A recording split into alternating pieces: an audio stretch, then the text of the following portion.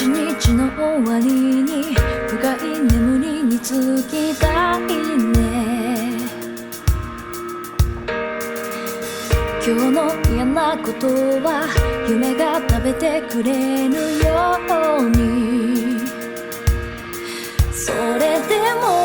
大切なことさえも飛んで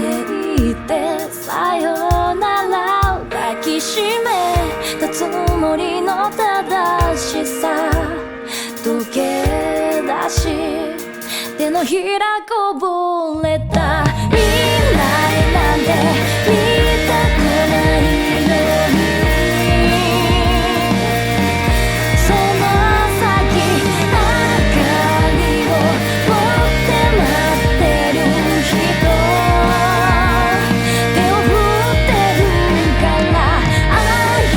みを進めてきたの。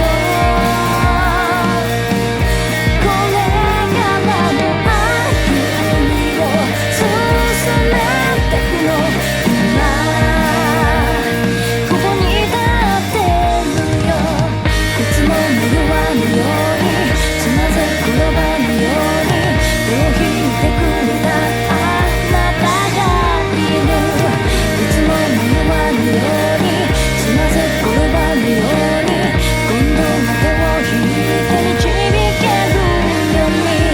言葉になりたいと初めて思えたんだ。